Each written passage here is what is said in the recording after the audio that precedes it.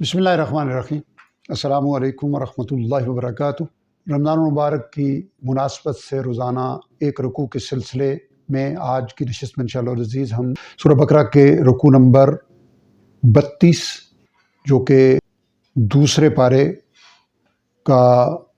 16واں رکوع اور آیت نمبر 243 سے لے کے 248 پر مشتمل ہے۔ آیت نمبر 163 سے جو سلسلہ احکام شریعت کا چلا تھا اس کی تکمیل کے بعد اب جہاد اور قتال کے احکام شروع ہو رہے ہیں، اور اس کے پس منظر میں بنی اسرائیل کا احوال ارشاد فرمایا کہ ایک گروہ کو تم نے نہیں دیکھا، یعنی اے مخاطب کیا تم نے ایک گروہ کو نہیں دیکھا جو اپنے گھروں سے نکلے اور وہ ہزاروں کی تعداد میں تھے، تو اللہ نے انہیں فرمایا کہ تم مر جاؤ، اور پھر اللہ نے اپنی قدرت سے ان کو زندہ فرمایا۔ یہ بنی اسرائیل کی تاریخ کا ایک اہم واقعہ ہے۔ اس کا ذکر کرتے ہوئے ارشاد فرمایا کہ اللہ تعالیٰ لوگوں پر فضل فرمانے والے ہیں، لیکن اکثر لوگ اس کا شکر ادا نہیں کرتے۔ اب اصل پس منظر ہے کہ جنگ کرو اللہ کی راہ میں اور جان لو کہ بے شک اللہ تعالیٰ سننے والے جاننے والے ہیں۔ یعنی بنی اسرائیل کے ایک گروہ کا جو جنگ سے جی کترا رہا تھا اس کا تذکرہ کر کے اہل ایمان کو ترغیب دی کہ اللہ کی راہ میں جنگ کرو، اور اس کے بعد چونکہ جنگ میں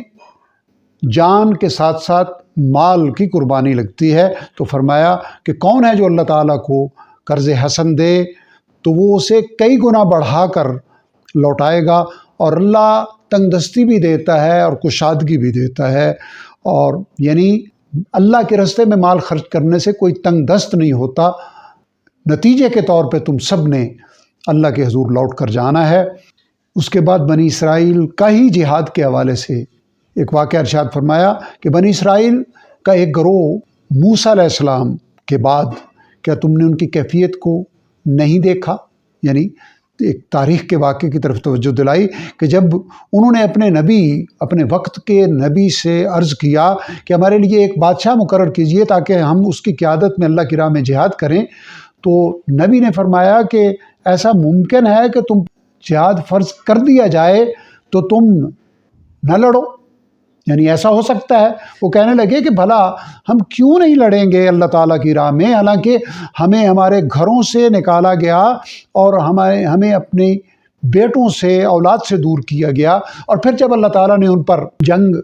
فرض کی، قتال کو فرض کیا، تو سب نے منہ موڑ لیا سوئے چند ایک کے، اور اللہ ایسے ظالموں سے خوب واقف ہے۔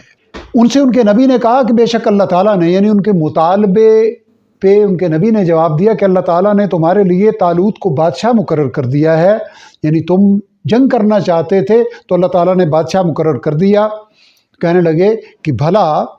اس کی بادشاہت ہمارے اوپر کیسے ہو سکتی ہے، حالانکہ ہم اس سے زیادہ بادشاہت کے حقدار ہیں، کیونکہ اسے مال کی وسعت نہیں دی گئی، یعنی وہ قبیلے کے اعتبار سے چھوٹے قبیلے سے تعلق رکھتے تھے۔ اللہ تعالیٰ نے فرمایا کہ بے شک اللہ تعالیٰ نے اسے تمہارے اوپر چن لیا ہے، یعنی ترجیح دی ہے، اور اسے علم اور قوت میں زیادہ وسعت عطا کی ہے، یعنی تمہارے مقابلے میں علم زیادہ دیا ہے اور قوت زیادہ دی ہے، اور اللہ اپنی بادشاہت جسے چاہتا ہے عطا فرماتا ہے۔ اللہ وسعت والے ہیں، اللہ خوب جاننے والے ہیں کہ اس نے اپنی بادشاہت کس کو دینی ہے، اور ان سے ان کے نبی علیہ السلام نے طالوت کی بادشاہت کی نشانی بیان کرتے ہوئے فرمایا کہ ان کی نشانی ہوگی کہ تابوت سکینہ تمہارے پاس تمہارے رب کی طرف سے آئے گا جسے فرشتے اٹھائے ہوئے ہوں گے، اور اس میں آل موسیٰ اور آل ہارون علیہ السلام کے تبرکات ہوں گے۔